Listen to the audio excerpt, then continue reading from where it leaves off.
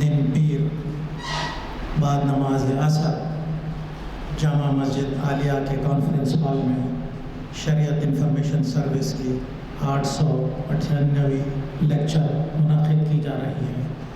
عنوان ہے اولاد کی دینی و فکری تربیت وقت کی اہم ضرورت۔ مخاطب کریں گے مولانا مفتی محمد عرفان قاسمی صاحب۔ میں گزارش کرتا ہوں مولانا مفتی محمد عرفان قاسمی صاحب سے وہ ڈائس پر آئیں اور ہمیں مخاطب کریں۔ ورحمۃ اللہ وبرکاتہ۔ بسم اللہ الرحمن الرحیم۔ الحمد للہ وکفى وسلام علی عباده الذین اصطفى، اما بعد فاعوذ باللہ من الشیطان الرجیم، بسم اللہ الرحمن الرحیم۔ یا ایھا الذین آمنوا قوا انفسکم واہلیکم نارا وقودها الناس والحجارة عليها ملائكة غلاظ شداد لا يعصون الله ما أمرهم ويفعلون ما يؤمرون، صدق الله العظيم۔ وقال النبي صلى الله عليه وسلم: ما نحل والد ولدا من نحل افضل من ادب حسن، او كما قال علیہ الصلاۃ والسلام۔ محترم و معزز حاضرین ذی احتشام اور ناظرین عظام، آج آپ کے سامنے جو موضوع دیا گیا ہے وہ اولاد کی دینی و فکری تربیت وقت کی اہم ضرورت ہے۔ اس عنوان کو دینے کا مقصد بھی یہ تھا کہ اس وقت ہماری ریاست ہی نہیں بلکہ پورے ملک میں اسکول کے آغاز ہونے جا رہے ہیں، اسکول کی کشادگی عمل میں لائی جا رہی ہے، اور ہم میں سے ہر ایک جو بھی صاحب اولاد ہیں اپنی اولاد کی تعلیم کے سلسلے میں فکر مند ہیں، اور ہونا بھی چاہیے۔ تعلیم انسان کا زیور ہے، اگر انسان تعلیم سے محروم ہے تو بہت بڑی بھلائی سے وہ محروم ہو گیا ہے۔ لیکن تعلیم کے پیچھے اگر الحاد چلا آئے، تعلیم کے پیچھے ذہنی اور فکری ارتداد چلا آئے، تعلیم کے پیچھے اگر ہم ماڈرن زمانے کے مطابق اپنے آپ کو ڈھالنے لگے، تعلیم کے پیچھے اگر ہماری سوچ یہ ہے کہ اسلام کی تعلیم یہ دقیانوسیت کی علامت ہے، یہ قدامت پسندی ہے، اگر تعلیم کے پیچھے اگر ہمارا ذہن اس طرف کار فرما ہو کہ یہ دینی تعلیم یا دین سے وابستہ لوگ دراصل قدامت پسند لوگ ہیں، یہ لوگ دنیا کو پیچھے لے کر جا رہے ہیں، تو یقیناً یہ سوچ، یہ فکر ہمیں تباہی کی طرف لے جا رہی ہے۔ قرآن مجید میں اللہ رب العزت نے واضح طور پر فرمایا، یا ایھا الذین آمنوا قوا انفسکم واہلیکم نارا، اے ایمان والو اپنے آپ کو اور اپنے اہل و عیال کو جہنم کا ایندھن بننے سے بچاؤ۔ کیسے بچانا ہے، کس طریقے سے بچانا ہے؟ تو اس کا ایک ہی جواب ہے کہ اولاد کی صحیح تربیت کرے، ان کے اندر دینی فکر پیدا کرے اور ان کے اندر اسلامی جو آداب ہیں، اسلامی جو ماحول ہیں، اس سے ان کو روشناس کروائے۔ ابھی جب اس کا مطالعہ کیا جا رہا تھا تو مولانا عبدالعلیم اصلاحی صاحب کا ایک مضمون، اور اس میں انہوں نے جو بات لکھی ہے وہ یہ لکھا ہے کہ جب امریکہ کے اندر ایک ماہر نفسیات نے اولاد کی تعلیم اور ان کی ذہنی فکر کے اوپر لیکچر دیا، اور وہاں پر انہوں نے خطاب کر کے جب وہ واپس جا رہے تھے تو عام طور پر سوال جواب کا سیکشن ہوتا ہے، اس میں ایک خاتون نے اس ماہر نفسیات سے اس اولاد کی تربیت پر خطاب کرنے والے سے سوال کیا کہ اولاد کی تربیت کب کی جائے۔ خاتون سے انہوں نے پروفیسر نے سوال کیا کہ تمہارے بچے کی عمر کیا ہے؟ اس خاتون نے جواب دیا کہ 5 سال۔ اس نے جواب دیا کہ معاملہ اب تو ہاتھ سے نکل گیا۔ بات ذرا غور کیجئے کہ کیا کہا جا رہا ہے، معاملہ اب ہاتھ سے نکل گیا، اور ہم اپنے بچوں کی تربیت کب کرنا چاہتے ہیں؟ جب وہ 10-12 سال کے پہنچ جائے، جبکہ معاملہ کیا ہوتا ہے، وہ ہاتھ سے نکل گیا ہوتا ہے۔ اب آئیے احادیث نبویہ یا رسول اللہ صلی اللہ علیہ وسلم نے ہمیں کیا حکم دیا ہے۔ تو اگر ہم رسول اللہ صلی اللہ علیہ وسلم کی تعلیمات پر نظر ڈالتے ہیں تو اللہ کے رسول صلی اللہ علیہ وسلم نے اولاد کی دینی، فکری، ذہنی تربیت کے لیے اللہ کے رسول صلی اللہ علیہ وسلم نے ہمیں جو ہدایت دی ہے وہ اس سے بھی آگے کی۔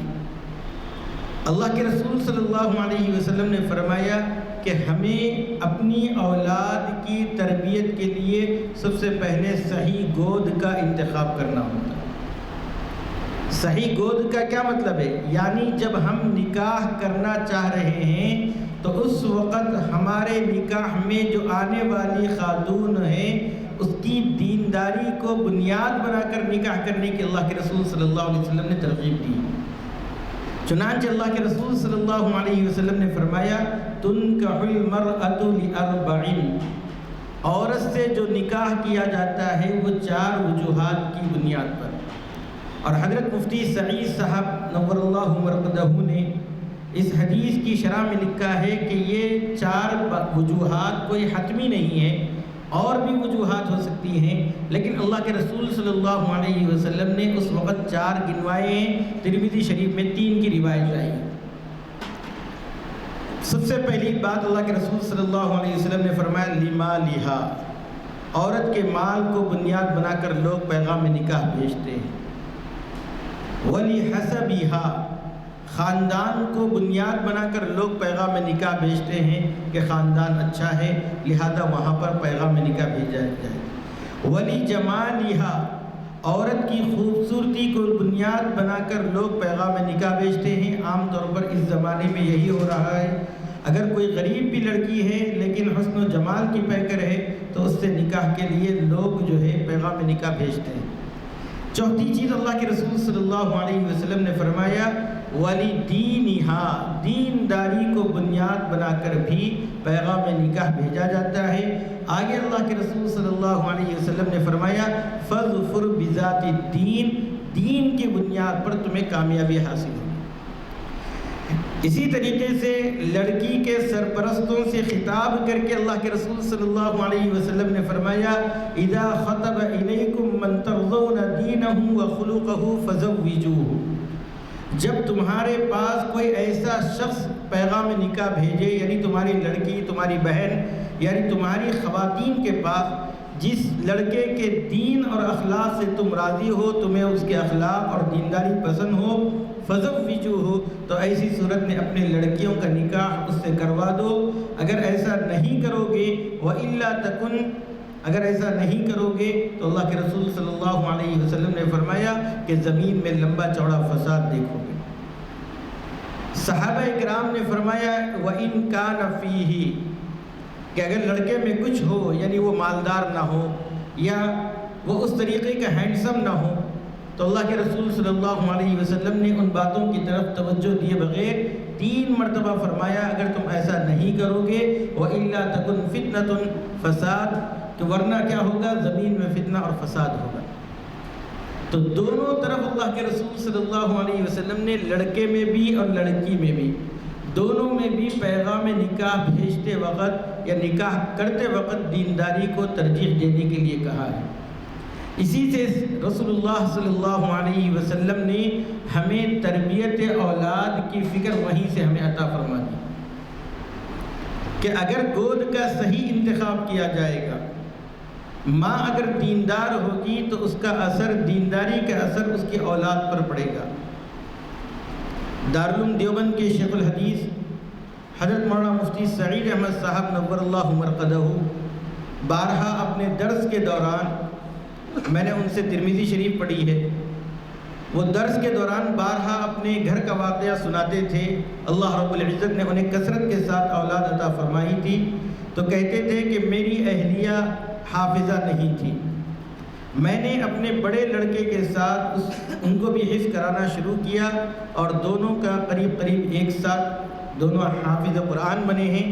لیکن وہ بیوی اہلیہ جو ہے حافظ قرآن بننے کے بعد، اس کے بعد جتنی اولاد ہوئی ہیں اتنی اولاد کو کبھی بھی حفظ قرآن مجید کرانے میں وہ دقت پیش نہیں آئی جو پہلے لڑکے کو پڑھانے میں پیش آئی۔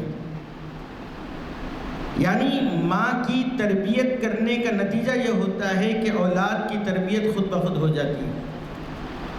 اسی لیے ماہرین نفسیات نے اور ماہرین اطفال نے یہ بات لکھی ہے کہ ماں کی سوچ کا اثر اولاد کے اوپر پڑتا ہے۔ اللہ کے رسول صلی اللہ علیہ وسلم نے ہمیں یہی تو حکم دیا ہے کہ نکاح کرتے وقت دینداری کو ترجیح دیں، اس لیے کہ دینداری کے نتیجے میں جو اولاد وجود میں آئے گی اللہ رب العزت اس کے اوپر بھی دین کا اثر برقرار رکھیں گے۔ اور پھر حضرات انبیاء علیہم السلام نے جب بھی اولاد کو مانگا ہے اللہ رب العزت سے، صرف اولاد نہیں مانگا بلکہ اولاد کے ساتھ ساتھ نیک اولاد کو ان لوگوں نے وہاں پر رکھا ہے، یعنی اس صفت کو رکھا ہے، رب ہب لی من الصالحین۔ حضرت ابراہیم علیہ السلام نے یہ دعا فرمائی ہے۔ اسی طریقے سے ایک دعا اللہ رب العزت نے قرآن مجید میں ہمیں سکھلائی ہے، ربنا هب لنا من ازواجنا وذرياتنا قرة اعین واجعلنا للمتقین اماما، کہ اے ہمارے پروردگار ہب لنا من ازواجنا، ہمیں جو بیویاں عطا فرمائے اور اولاد عطا فرمائے وہ ہماری آنکھوں کی ٹھنڈک ہو۔ اور مفسرین کرام نے یہ بات اس آیت کے ضمن میں لکھی ہے کہ اولاد کا نیک ہونا یہ والدین کے آنکھوں کی ٹھنڈک کا ذریعہ بنتی ہے۔ اولاد تعلیم یافتہ ہو، مالدار ہو، بہت زیادہ پیسے کمانے والے ہو، بہترین تاجر ہو، لیکن وہ آنکھوں کی ٹھنڈک نہیں بنتے ہیں جب تک کہ اولاد دیندار نہ ہو جائے، لوگوں کو سکون نہیں ملتا ہے۔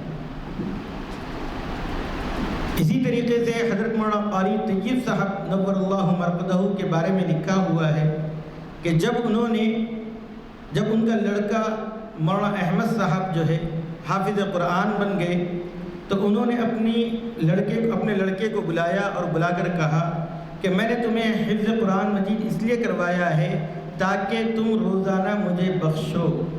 قرآن مجید کی روزانہ قرآن مجید کا ایک پارہ تلاوت کر کے یا جہاں تک اللہ رب العزت نے تمہیں توفیق عطا فرمائی ہے وہ قرآن مجید پڑھ کر تم روزانہ مجھے بخشو۔ اور پھر اس خاندان کے اندر یہ سلسلہ چلا آ رہا ہے کہ جب بھی اس خاندان کے اندر کوئی لڑکا حافظ قرآن بنتا ہے والد نصیحت کرتا ہے کہ قرآن مجید آپ کو اس لیے حفظ کروایا گیا ہے تاکہ کل قیامت کے دن آپ کے ذریعے سے ہمیں شفاعت نصیب ہو۔ تو میرے بھائیوں، اگر ہم اولاد کی صحیح تربیت کریں گے، اولاد کو دیندار بنائیں گے، نیک بنائیں گے تو اس کے اچھے اثرات اپنے گھر پر مرتب ہوتے ہیں۔ لیکن بڑے افسوس کے ساتھ آج ہمیں یہ کہنا پڑ رہا ہے کہ آج ہمارے جو چھوٹے چھوٹے بچے ہیں ان کے ہاتھوں میں ہم لوگوں نے موبائل فون کو تھما دیا ہے۔ موبائل فون میں وہ کارٹون دیکھ رہے ہیں جو شرکیہ مضامین پر مبتلا ہوتے ہیں۔ ابھی ہمارے ایک دوست ہیں جو فیلڈ ورک پر کام کرتے ہیں، زمینی سطح پر کام کر رہے ہیں، وہ بچوں کے اندر گھل مل کر کام کرتے ہیں تو بچوں میں وہ بھی بچے بن جاتے ہیں اور اس طریقے سے اپنا قریب کر لیتے ہیں کہ بچے اپنے من کی بات ان کے سامنے شیئر کر سکیں۔ چنانچہ انہوں نے ایک تحریر کے اندر لکھا ہے کہ میں جب بچوں کے ساتھ میں گھل مل گیا اور ان کو ٹافی وغیرہ دے کر ان کو اپنا جب ہم نوا بنا لیا تو بچوں سے میں نے پھر گفتگو شروع کی تو بچوں سے انہوں نے کہا کہ تم کیا دیکھتے ہو؟ تو بچوں نے جو کارٹونوں کے نام لیے ہیں پورے شرکیہ کارٹون ہیں، شرکیہ کارٹون ہے۔ اس کے اندر بتلایا جا رہا ہے کہ طاقت کہاں سے حاصل ہوتی ہے، اس کو طاقت کہاں سے ملتی ہے، شکتی اس کے اندر کہاں سے آتی ہے۔ ایسا ذہن بنا کر ہم بچے کو آگے کہاں سے کہاں پہنچا رہے ہیں ہمیں خود اندازہ نہیں۔ اور آپ کو یہ بھی معلوم ہوگا، یہاں پر تعلیم یافتہ حضرات بیٹھے ہوئے ہیں، کہ ایک کارٹون کو بنانے کے اندر کتنی سوچ اور کتنی فکریں لگتی ہیں، کتنے ماہرین نفسیات وہاں بیٹھ کر اس کو وہاں پر منظوری دیتے ہیں، تب جا کر وہ ہمیں جو ہے کارٹون کی شکل میں ملتا ہے۔ آپ اندازہ کیجئے ایک ایک کارٹون کے پیچھے 200 ذہن کار فرما ہوتے ہیں، اور پھر کس طریقے سے بچوں کے نفسیات کو سامنے رکھ کر وہ کارٹون بنائے جا رہے ہیں اور اس کارٹون کے ذریعے سے کیا پیغام دینا چاہتے ہیں، وہ ایک ایسی باریک نقطے سے وہ لوگ جو ہے پیغام دیتے چلے جاتے ہیں کہ لوگوں کا ذہن بھی بدل جائے اور اس کا اندازہ بھی ان کو نہ ہو سکے۔ آج ہمارے یہاں جو بچے اللہ رب العزت کی وحدانیت سے واقف نہیں ہیں ان لوگوں کو بہت ساری ایسی معلومات حاصل ہیں جس کی وجہ سے وہ غیر مسلموں کے بہت سے دیوی دیوتاؤں کے نام تک وہ جانتے ہیں، انہی کارٹونوں کے ذریعے سے ان کو بتایا جا رہا ہے۔ میرے بھائیوں، اس وقت اولاد کی فکر کرنا بہت اہم ذمہ داری ہے۔ اللہ کے رسول صلی اللہ علیہ وسلم نے جہاں اولاد کی نعمت پر ہمیں خوشی منانے کا یا خوشی جو میسر ہوتی ہے اس کے بارے میں اللہ کے رسول صلی اللہ علیہ وسلم کی ایک حدیث ہے، کلکم راع وکلکم مسئول عن رعیتہ، تم میں سے ہر ایک نگران ہے، ہر ایک نگران ہے، اور اس کی نگرانی کے بارے میں کل قیامت کے دن اس سے پوچھ تاچھ کی جائے۔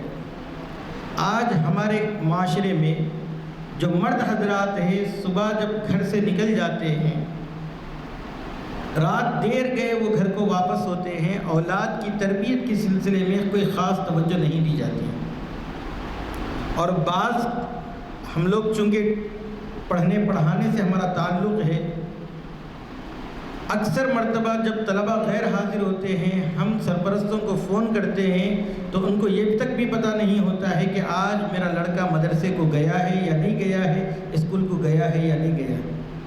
کیوں؟ صبح 12 بج رہے ہیں، جب تک وہ بستر پر پڑے ہوئے ہیں، رات کو آئے تک 12 بجے گھر کو آ رہے ہیں، اولاد جو ہے 10 بجے 11 بجے سو رہی ہے، صبح اٹھ کر اسکول کو جا رہی ہے، نہیں جا رہی ہے تو بھی کہیں کسی اور کمرے کے اندر وہ مصروف ہے، اور ان کو یہ تک پتہ نہیں ہے کہ میرا لڑکا اور لڑکی مدرسہ یا اسکول گئے ہیں یا نہیں گئے ہیں۔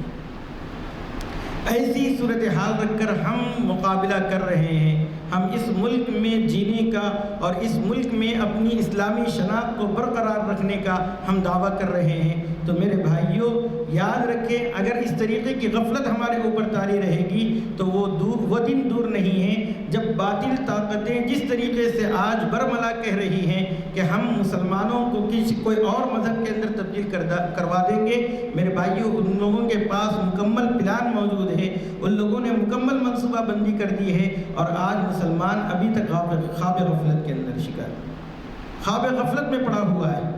اسے پتہ ہی نہیں ہے کہ ہمیں کس طریقے سے تیاری کرنا ہے، اس ملک میں اپنی شناخت برقرار رکھنے کے لیے ہمیں کیا کیا عمل کرنا ہے، ہمیں کیسے کیسے راستے تلاش کرنے ہیں، اس سے کوئی سروکار نہیں ہے۔ آج ہماری زندگی خود غرض زندگی بن گئی ہے، آج ہمیں مادیت کی طرف ہمیں ڈھکیل دیا گیا ہے، اور آج مادیت ہی ہمیں سب کچھ نظر آ رہا ہے۔ لوگ یہ کہتے ہیں کہ پیسہ رہے تو سب کچھ ہو جائے گا۔ یاد رکھو پیسہ ہونے کے باوجود بھی بہت سے لوگ ایمان کی دولت سے محروم ہوتے چلے جا رہے ہیں۔ اللہ کے رسول صلی اللہ علیہ وسلم نے فرمایا اگر کسی کو 3 لڑکیاں ملیں اور وہ ان کی اچھی تربیت کرے، ان کو تعلیم سے آراستہ کرے اور ان کا نکاح کر دے تو اللہ کے رسول صلی اللہ علیہ وسلم نے فرمایا کہ اس کے لیے جنت واجب ہو جائے گی۔ لیکن ہم اپنی بچیوں کی تربیت کیسے کر رہے ہیں؟ کیا ہمیں ان کی یہ فکر ہے کہ ان کی بچیاں 5 وقتہ نماز پڑھ رہی ہیں یا نہیں پڑھ رہی ہیں؟ اور اکثر مرتبہ ایسا ہوتا ہے کہ جب سرپرستوں کی طرف سے شکایت موصول ہوتی ہے کہ بچے نماز نہیں پڑھ رہے ہیں تو بچوں کی طرف سے جواب دے دیا جاتا ہے کہ خود پہلے پڑھ رہے نہیں پڑھ رہے وہ تو معلوم کر لو ملسا۔ یعنی ایک دوسرے کے اوپر نماز نہیں پڑھنے کا الزام لگاتے ہیں۔ ہمارے سامنے ایسے واقعات پیش آتے ہیں۔ تو میرے بھائیوں خود کو دیندار بننا پڑے گا، پھر اولاد کو بھی دیندار بنانا پڑے گا۔ تو یاد رکھیں اولاد کی دینی تربیت کا آغاز دراصل اللہ کے رسول صلی اللہ علیہ وسلم نے جو فرمایا ہے وہ اپنی اولاد کی جو گود میں تربیت ہو رہی ہے یعنی ماں، اس کے انتخاب کے وقت ہم نے دینداری کو پیش نظر رکھنا چاہیے۔ اس کے بعد اللہ کے رسول صلی اللہ علیہ وسلم نے جو بات ارشاد فرمائی ہے وہ اولاد کے پیدا ہونے کے بعد اللہ کے رسول صلی اللہ علیہ وسلم نے فرمایا کہ اس کے کان میں جو آواز سب سے پہلی پڑھی جائے گی وہ اذان اور اقامت کی ہوگی۔ اب دیکھیے اذان اور اقامت، دائیں کان میں اذان اور بائیں کان میں اقامت کہی جاتی ہے۔ آپ سوچیں کہ اس وقت اس بچے کے کان میں اذان دینے کا کیا مطلب ہے؟ اللہ کے رسول صلی اللہ علیہ وسلم نے ہمیں کیوں یہ تلقین فرمائی ہے، یہ کیوں ہدایت دی ہے؟ تو یاد رکھیں دنیا میں آنے کے بعد جب بچے کے کان میں اللہ اکبر کی صدا بلند ہوگی تو اس کا مقصد یہ ہے کہ وہ توحید پر برقرار رہے، اور اس کو اللہ رب العزت اس عمر کے اندر جہاں پر وہ ابھی دنیا کے اندر آیا ہے اس کو ہم اللہ رب العزت کے حوالے کر رہے ہیں کہ یہ بچہ جو ابھی پیدا ہوا ہے ہم سب سے پہلے آپ کی بڑائی اس کے کان میں بیان کر رہے ہیں تاکہ وہ زندگی بھر یاد رکھے کہ اللہ سب سے بڑا ہے۔ رسول اللہ صلی اللہ علیہ وسلم کی محبت اس کے دل میں جاگزی ہو، پیوست ہو، اس کے لیے اللہ کے رسول صلی اللہ علیہ وسلم نے ہمیں ہدایت دی۔ تیسرا جو حق ہے وہ یہ ہے کہ جب بچے کی تحنیک کروائی جائے۔ تحنیک کس کو کہتے ہیں؟ کسی بزرگ کو بلا کر بزرگ کے منہ سے کوئی کھجور یا شہد ان کے ذریعے سے بچے کے منہ میں چٹایا جائے۔ یہ اللہ کے رسول صلی اللہ علیہ وسلم نے تحنیک کروانے کا کیوں حکم دیا ہے؟ اس لیے کہ جس شخصیت کے ذریعے سے تحنیک کروائی جا رہی ہے اس کے کچھ نہ کچھ اثرات اس بچے کے اندر منتقل ہو جائیں۔ پھر 7ویں دن آتا ہے تو اللہ کے رسول صلی اللہ علیہ وسلم نے فرمایا کہ بچے کا عقیقہ کیا جائے، اس کا اچھا نام رکھا جائے۔ اچھا نام رکھنے میں بھی اللہ کے رسول صلی اللہ علیہ وسلم نے ہمیں تاکید فرمائی، اور جن صحابہ کرام کے نام غلط تھے اللہ کے رسول صلی اللہ علیہ وسلم نے اسلام لانے کے بعد ان کے نام بدلوائے۔ ایک مرتبہ حضرت عمر بن الخطاب رضی اللہ تعالیٰ عنہ کے سامنے باپ نے اپنے لڑکے کی شکایت کی کہ وہ میری بات نہیں سنتا ہے، اس کے اچھے اخلاق نہیں ہیں۔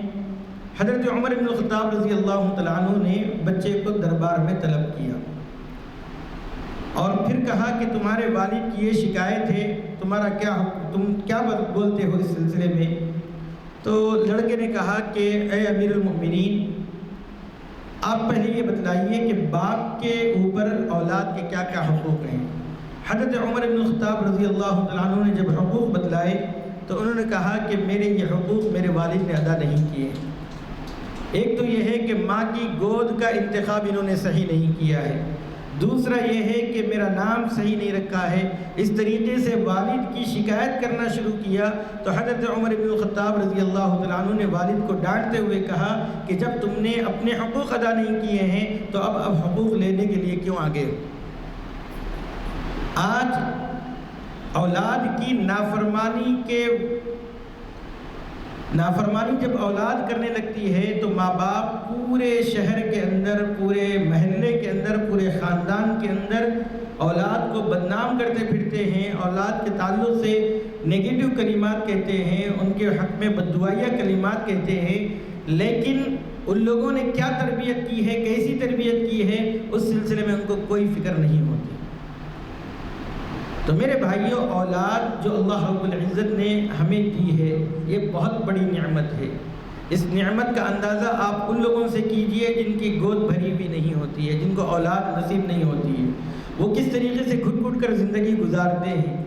حضرات انبیاء علیہ السلام میں سے 2 نبیوں کا تذکرہ قرآن مجید میں موجود ہے، ایک حضرت سیدنا ابراہیم اور دوسرے حضرت سیدنا زکریہ علیہ السلام۔ ان لوگوں کو اللہ رب العزت نے بڑھاپے میں اولاد عطا فرمائی ہے، یعنی اس وقت تک وہ لوگ دعاؤں میں لگے رہے، اللہ رب العزت سے اولاد مانگتے رہے۔ لیکن میرے بھائیوں، اولاد جب ہمیں مل گئی ہے تو اس کی صحیح تربیت کرنا، اس کو صحیح رخ دینا، تعلیم اگرچہ کہ کون سی بھی دلوائے لیکن اس کے دل میں عقیدہ توحید کو پیوست کرنا، رسول اللہ صلی اللہ علیہ وسلم کی محبت کو اس کے دل میں اتارنا اور حضرات صحابہ اکرام کے قصے سنانا، اولیاء اکرام کی عقیدت و محبت کے گن اس کے سامنے کرنا، یہ تمام ذمہ داریاں اولاد کے حق میں والدین کے اوپر لازم ہوتی ہے۔ حضرت سیدنا عبد القادر جیلانی رحمۃ اللہ علیہ کا واقعہ ہم میں سے ہر ایک نے پڑھا ہوگا کہ جب آپ کو تعلیم کی غرض سے کہیں بھیجا جا رہا تھا، ماں نے 40 اشرفیاں ایک جگہ پر رکھ کر بیٹے سے نصیحت کی ہے کہ بیٹا جب بھی کہنا، سچ کے علاوہ کوئی اور بات زبان پر نہ لانا۔ ڈاکوؤں نے حملہ کیا، گرفتار کر لیے گئے، پورا قافلہ لوٹ لیا گیا۔ یہ چھوٹے سے بچے تھے، ان کے پاس آ کر پوچھا گیا کہ تمہارے پاس کچھ ہے؟ انہوں نے کہا کہ ہاں میرے پاس ہے، میرے آستین میں میری والدہ نے 40 اشرفیاں چھپا کر رکھی ہیں۔ واقعتاً کھول کر دیکھا گیا تو 40 اشرفیاں نکلی۔ ڈاکو کے جو سردار تھے ڈاکوؤں کے، ان کو بڑا تعجب لگا کہ اگر یہ بچہ نہیں کہتا تو کسی کو شک بھی نہیں تھا، کسی کو گمان بھی نہیں تھا کہ وہاں پر جا کر تلاشی لی جائے۔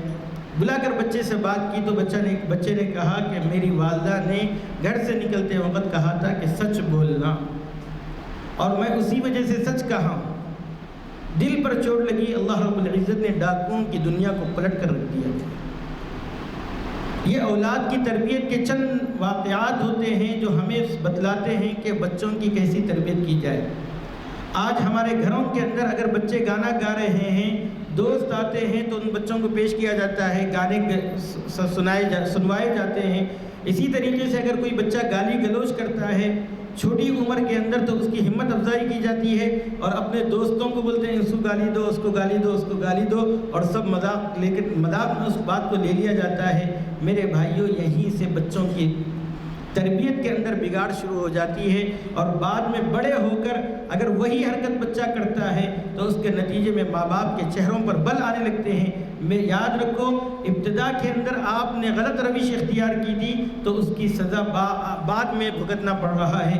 اگر وہیں پر تربیت کیا کرتے اور وہیں پر بچے کو ڈانٹتے اور ڈبڑتے اور کہتے کہ خدا را آئندہ ایسی بات زبان پر نکالے تو پھر تمہاری خیر نہیں ہوگی اور تمہیں سزا دی جائے گی، اور اس کے نتیجے میں بچے کی کیسی تربیت ہوتی ہم اس کا اندازہ کر سکتے ہیں۔ فضائل اعمال اکثر مسجدوں کے اندر پڑھا جاتا ہے، وہ کتاب تبلیغی حضرات اپنے نصاب کے اندر شامل رکھے ہوئے ہیں۔ حضرت مولانا زکریہ علیہ الرحمہ انہوں نے 2 جلدوں کے اندر آپ بیتی لکھی ہے۔ اس آپ بیتی کے اندر آپ کے والد محترم نے جس طریقے سے آپ کی تربیت کی ہے، ایک ایک پہلو کو انہوں نے اس میں لکھا ہے، اور اس کے اندر والد نے بچے کے اوپر جو نگرانی کی ہے، واقعتاً اگر ایسی نگرانی رکھی جائے تو جو پتھر ہے اس کو ہیرے میں بدلا جا سکتا ہے۔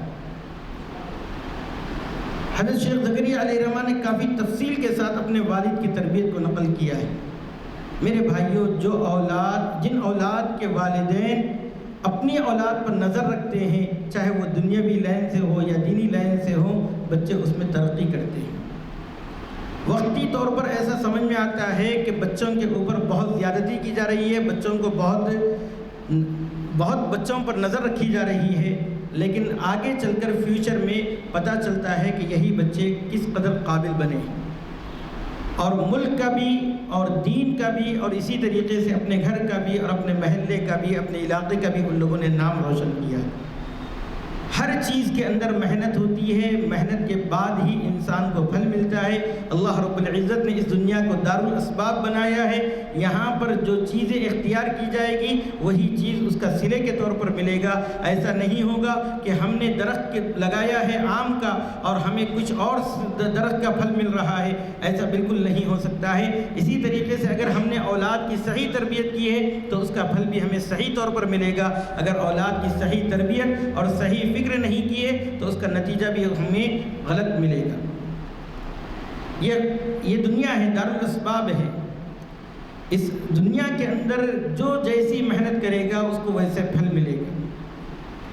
اس لیے میرے بھائیوں، ضرورت یہ ہے کہ ہم اپنے آپ کو صحیح تربیت کرنے والا، اور اگر ہم والد ہیں تو اپنی اولاد پر صحیح نظر رکھے، صحیح فکر کرے، اللہ کے رسول صلی اللہ علیہ وسلم کی ہدایات کو پیش نظر رکھے، اور اسی طریقے سے سلف صالحین کے واقعات کو پڑھیں اور ان کے اندر انہوں نے جس طریقے سے تربیت کی ہے اور کس طریقے سے اپنے بچوں کو انہوں نے پروان چڑھایا ہے اس کا مشاہدہ کریں۔ آخر میں ایک واقعہ سنا کر میں اپنی بات ختم کرتا ہوں کہ حضرت امام بخاری رحمۃ اللہ علیہ، ہم میں سے ہر ایک جب بھی نام لیتے ہیں تو زبان سے خود بخود رحمہ اللہ کا لفظ نکلتا ہے۔ حضرت امام بخاری رحمۃ اللہ علیہ بچپن میں نابینا ہو گئے، چھوٹی عمر کے اندر نابینا ہو گئے۔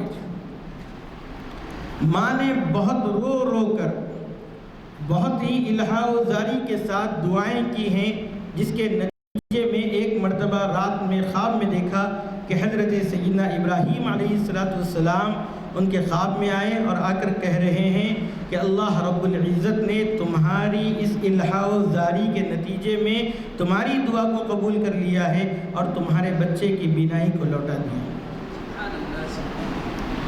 اور پھر حضرت امام بخاری رحمۃ اللہ علیہ نے جب بینائی لوٹ کر آئی ہے تو اس کے بعد 11 سال کی عمر میں اپنے وقت کے جو بڑے محدث تھے ان کے درس میں جاتے ہیں اور جا کر سند کے اندر ان کی غلطی پکڑتے ہیں اور کہتے ہیں کہ آپ نے سند غلط بیان کی ہے، سند یوں نہیں یوں ہونی چاہیے۔ استاد گھر جاتے ہیں، اپنی کاپی میں دیکھتے ہیں تو جو بچہ بتلاتا ہے وہی درست ہوتا ہے، بہت حیرت زدہ ہوتے ہیں، اور اس کے بعد 8 دن کا سبق جو بچے نے وہاں پر حاضر ہو کر پڑھا تھا اس کو سنتے ہیں تو حیرت کی انتہا نہیں رہتی ہے۔ جس طریقے سے پڑھایا گیا ہے اسی طریقے سے سنا دیا جاتا ہے۔ 11 سال کی عمر میں آپ حرمین شریفین تشریف لے گئے بغرض حج، اور پھر وہیں رہ کر آپ نے علوم حاصل کیے ہیں۔ 16 سال کی عمر میں اللہ رب العزت نے آپ کو چہار دانگ عالم کے اندر مشہور کر دیا ہے، بلاد اسلامیہ کے اندر آپ مشہور شہرت پا گئے ہیں صرف 16 سال کی عمر میں۔ نتیجہ کیا تھا؟ والدہ کی دعا تھی کہ والدہ نے دعا کی تھی، نابینا سے بینا ہو گئے، اندھے سے اللہ رب العزت نے آنکھیں عنایت فرمائی، اور پھر اس اس کے بعد وہ علم کا کارنامہ انجام دیا کہ آج ان کی کتاب کو اصح الکتب بعد کتاب اللہ کہا جاتا ہے کہ اللہ کی کتاب کے بعد صحیح ترین اگر کوئی کتاب ہے تو وہ بخاری شریف۔ تو یہ اولاد کی تربیت کا نتیجہ ہوتا ہے کہ اس کے نتیجے میں اللہ رب العزت ان کو پورے عالم کے اندر مشہور کر دیتے ہیں، پورے عالم کے اندر ان کے نام کا ڈنکا بجا دیتے ہیں۔ آج ضرورت یہ ہے کہ ہم اپنی اولاد کے سلسلے میں جو غفلت اور لاپرواہی کیے ہوئے ہیں اور اپنی اولاد کی غلط حرکتوں کو ہم نظر انداز کر دے رہے ہیں یا ان کی بیجا مطالبات کو ہم پورا کرنے کی فکر میں لگے ہوئے ہیں، اور اسی طریقے سے ان کے جو خواہشات ہوتے ہیں ان خواہشات کو پورا کرنے کے لیے ہم اپنے آپ کو، اپنی صحت کو بھی خراب کر رہے ہیں۔ یاد رکھیں، اگر ہم نے اولاد کی صحیح تربیت کی ہے تو اس کا نتیجہ بھی صحیح طور پر پائیں گے۔ اگر اولاد کی صحیح تربیت نہیں کی ہے، لاڑ اور پیار کے اندر اولاد کو خراب کر دیا ہے، تو کل بڑھاپے کے اندر یہ ہمارا سہارا بننے کے بجائے ہمارے لیے وبال جان بن جائیں گے۔ اس لیے میرے بھائیوں، اولاد کی صحیح فکر کرنا، اولاد کی صحیح تربیت کرنا یہ وقت کی اہم ضرورت ہے۔ اللہ رب العزت کہنے والے کو بھی عمل کی توفیق عطا فرمائے اور سامعین کو بھی اپنے فضل و کرم سے توفیق عطا فرمائے۔ آمین۔ وآخر دعوانا الحمدللہ رب العالمین۔